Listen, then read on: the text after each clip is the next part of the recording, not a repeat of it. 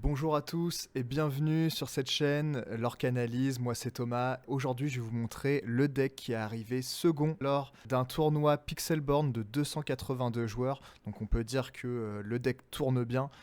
Il a fait 8 victoires et 2 défaites. Et c'est un deck qu'on n'a pas l'habitude de voir, sauf en ce moment du coup comme il a fait du résultat. Mais on n'avait pas l'habitude de le voir avant. C'est Acier Saphir.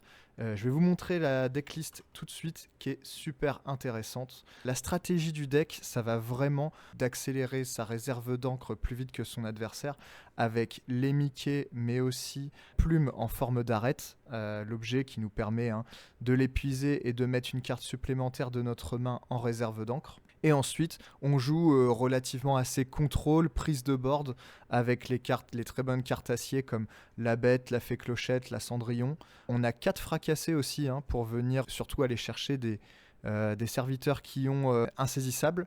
On a ce rêve bleu, tuons la bête pour pouvoir refaire notre main. Une carte super intéressante, rien à cacher, qui je pense est une carte qui est vraiment contre Rubis Améthyste pour savoir si notre adversaire a des Soyez prêtes ou ce genre de cartes qui pourraient venir gérer notre board. Donc on fait un rien à cacher. S'il en a pas, on joue pas ce rêve bleu.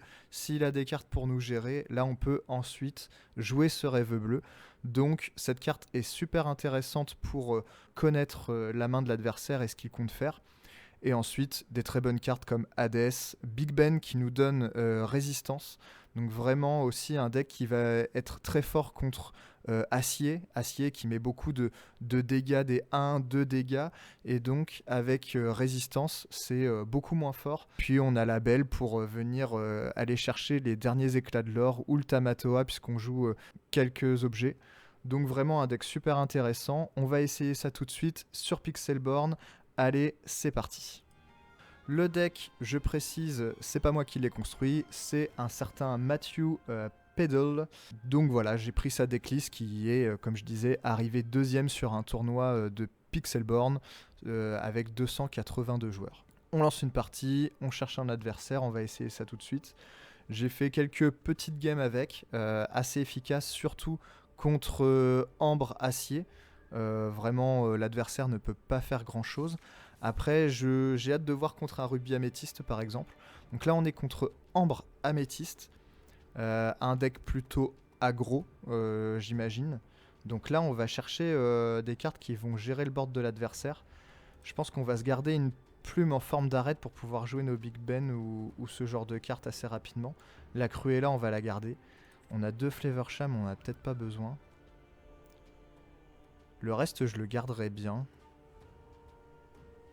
La fée clochette, elle arrive un peu tard quand même.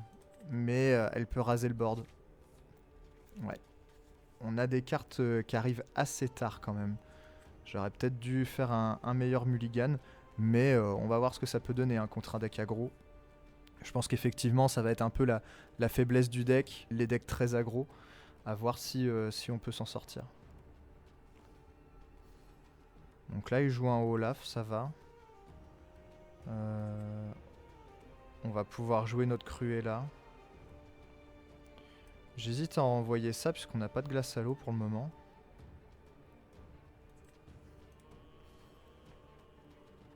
On va pouvoir rapidement augmenter notre réserve d'encre grâce à la plume en forme d'arête, qui est là pour le coup une très bonne carte. On va pouvoir envoyer Hades en encre, qui est une carte non ancrable. Donc ça, c'est quand même plutôt pas mal. En tout cas, moi, ça me fait plaisir de retrouver un deck Saphir Acier, puisque c'est un deck que je jouais beaucoup au chapitre 1, et qui, au chapitre 2, du coup, on n'arrivait pas forcément à faire des bonnes decklists. Et là, visiblement, c'est faisable. Je vais pas partir à l'aventure avec ma Cruella, je vais la laisser comme ça. En tout cas, en jouant Cruella, je l'ai empêché d'aller chercher des éclats de l'or. Donc c'est plutôt pas mal. Donc la Cruella qui, pendant mon tour, a évasive insaisissable. Ok, donc il joue un deck avec Merlin. C'est la première fois que je le vois dans un deck. Donc à chaque fois qu'il va renvoyer des cartes dans sa main, lui, il va collecter un éclat de l'or supplémentaire. On a une glace à l'eau. Est-ce qu'on la joue ? Je pense qu'on va la jouer parce qu'on a Flavorsham, ça va nous permettre de piocher des cartes. Pour le moment, il est pas très menaçant.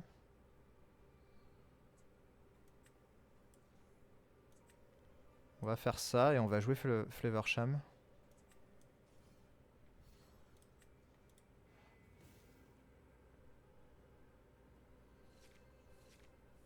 Ok. Et on va... Je pense qu'on va virer ça parce qu'on va de toute façon vouloir jouer ce rêve bleu bientôt. Et puis on va aller attaquer son Simba. Hein. On va passer. On n'est pas trop mal parce que on va pouvoir jouer ce rêve bleu au tour d'après, mettre des cartes de notre main en encre. On va rapidement prendre de la vitesse par rapport à lui. Et là, il est assez bas en point de l'or. Donc c'est pas trop mal pour le moment. Franchement, c'est pas trop mal. Je suis désolé mon ami Big Ben, mais tu vas finir en encre. On joue un maximum de cartes. Ensuite on part à l'aventure. On est déjà à 8 de réserve d'encre.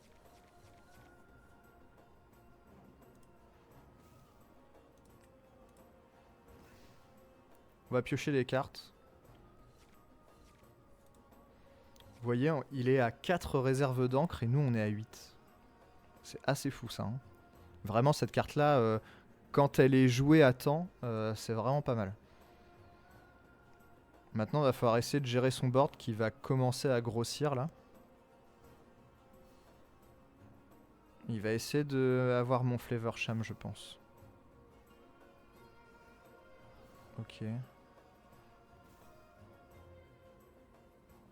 Par contre, faut faire attention, hein, son Merlin, il peut gagner des éclats de l'or rapidement aussi. Ok, donc ouais.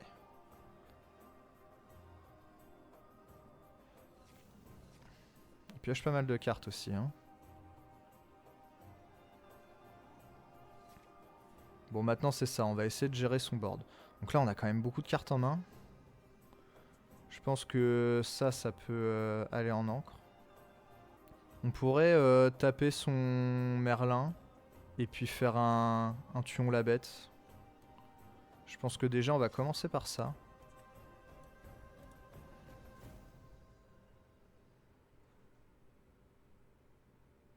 Il joue Ambre, donc j'ai peur qu'il arrive à se soigner. Je pense qu'on va jouer un fracassé là-dessus. Et on va jouer une glace à l'eau. Dans tous les cas, il pourrait se soigner.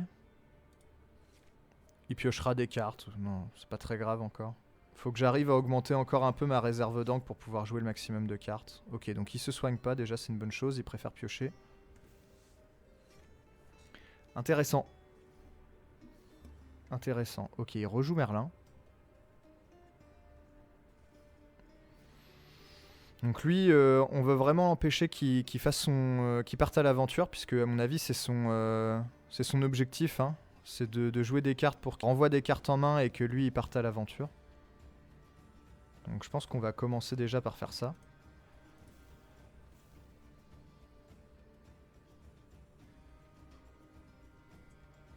Je crois que j'ai une glace à l'eau hein, dans le... Ouais. On pourrait jouer ça.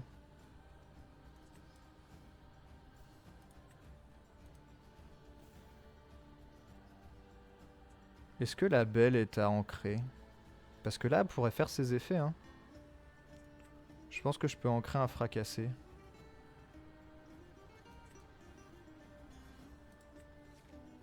Ok. Potentiellement, on pourrait jouer 2 belles au prochain tour. Ce qui serait pas déconnant.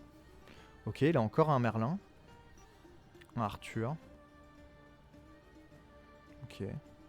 Bon, son Merlin, on va le gérer. Hein. Notre but là, ça va être ça. Hein. Ça va être de gérer le Merlin et de jouer un fracassé sur Arthur. Je pense qu'il n'y a pas mieux à faire. Donc le Merlin, il retourne il va en encre. Et on joue un fracassé sur l'Arthur. Ok. Je pense que ça, on en a plus besoin. Et on va attaquer sa Cendrillon qui peut chanter des chansons.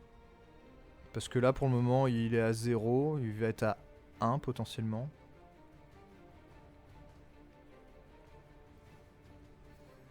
Donc on joue clairement contre le même deck. Donc si ça se passe aussi bien que tout à l'heure, on devrait gagner à nouveau. Donc on a un Flavorsham. Je pourrais potentiellement vraiment all-in, utiliser toutes mes cartes. Et puis au tour d'après, jouer ce rêve bleu, ce qui est pas un mauvais choix. Je pense qu'on va faire ça.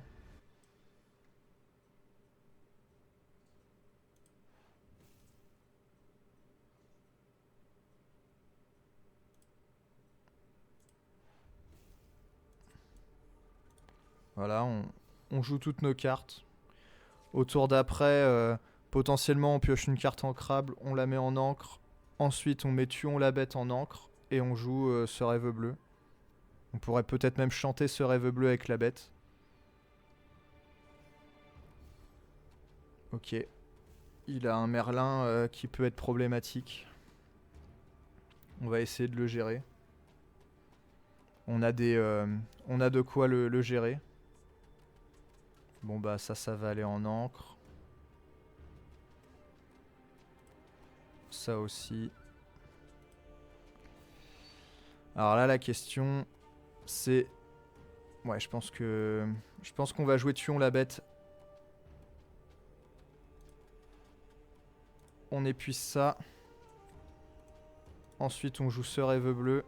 Et là on espère avoir... Ok, on n'a pas fracassé malheureusement. Tant pis. Par contre on a un Mickey. Mickey c'est pas mal. Mon espoir c'était d'avoir un fracassé pour terminer le Merlin. Bon là ça n'a pas été le cas. Alors est-ce qu'il va... Il a que 4 réserves d'encre. Donc je pense pas qu'il va pouvoir remonter beaucoup de cartes dans sa main. En plus du coup il vient de chanter avec Merlin. Bon, il va pas gagner d'éclat de l'or avec ce tour avec lui.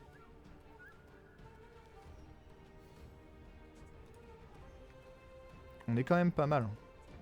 On est pas mal parce qu'on gagne beaucoup de réserves d'encre. On va pouvoir jouer rapidement des grosses cartes. On a de la pioche avec Flavorsham. Là il commence à mettre du board mais on va pouvoir le gérer. On a un tuon la bête.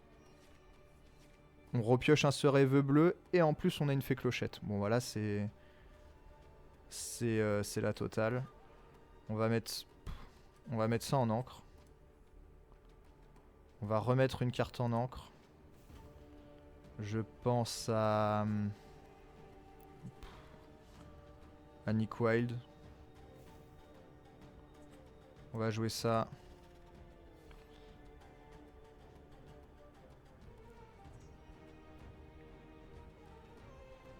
Ensuite, je verrais bien chanter Tuons la bête et jouer à un Big Ben pour nous donner de la résistance. Et résistance contre lui, c'est vraiment très fort, je pense.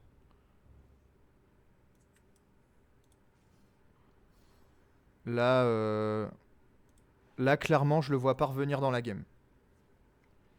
On a un ce rêve bleu en main qui va pouvoir nous donner justement beaucoup de gestion de board, parce qu'on n'en a pas eu tant que ça jusque-là.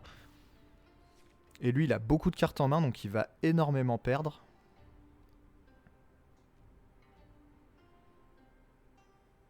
Ouais, là, on voit que le deck est vraiment très puissant. En tout cas, contre ce deck-là, bon, il peut pas faire grand-chose. Hein. On a un fracassé. Je jouerais bien ça. Et on va mettre un max en réserve. Flavorsham, on n'en a pas besoin, on va piocher. Ça va là. Ça, c'est pareil. Ça, on va le faire chanter par la bête.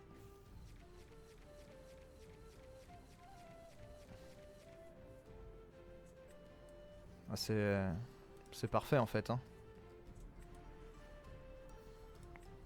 On joue tout. Est-ce qu'on gère son Merlin? Est-ce que c'est très utile de gérer son Merlin? Moi je mettrais bien Tamatoa tout de suite. Et puis c'est parti. Hein. Là, clairement, il peut pas gagner tout de suite. Je vois pas comment il peut revenir en fait. J'ai mes personnages qui ont résistance. Ah, il va vouloir gérer mon Big Ben. J'aurais peut-être dû le garder redressé lui. Mais bon, je suis à 14 et que réserve d'encre, il est à 6. Ouais, le deck est vraiment très très fort. Super sympa à jouer en tout cas. Mais là clairement, je pense que aussi le deck de mon adversaire est pas assez fort en tout cas. On n'est pas face à un rubis améthyste ou ce type de deck. En tout cas, ce deck, le deck là qu'on joue, est très très fort contre les decks qui jouent acier. Parce que acier met beaucoup de dégâts à distance. Et là, avec des personnages qui ont beaucoup de vie et aussi potentiellement se donner résistance avec le Big Ben, là, il pourra pas faire grand chose. On va continuer à gagner de la réserve d'encre. On va pas se priver. Hop, ça va en réserve d'encre. Puis on va jouer des fracassés. On va jouer fracassé là.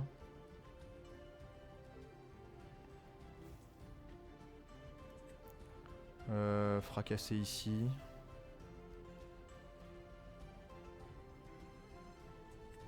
On va jouer une bête. Et il nous reste encore 5. Il gagne 4, il sera à 12. Bon bah voilà, il se rend.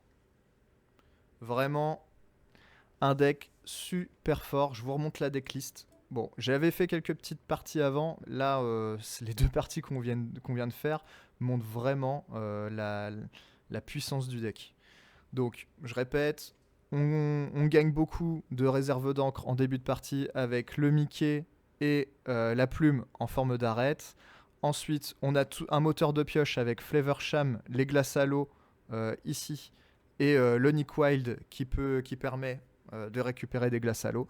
Et après, on joue des bonnes cartes d'acier et des cartes de saphir, des gros body, et qui ont des bonus d'éclat de l'or à récupérer en fonction avec Tamatoa si on a des objets, ou la belle quand on a plus de 10 réserves d'encre.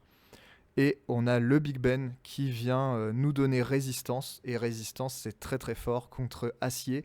Et aussi les decks aggro tout simplement. Petit truc un peu tricky, c'est le rien à cacher qui est très fort contre Rubis Améthyste pour savoir s'il a un Soyez Prête ou d'autres cartes qui permettent de gérer notre board, qui serait un peu notre grosse menace finalement.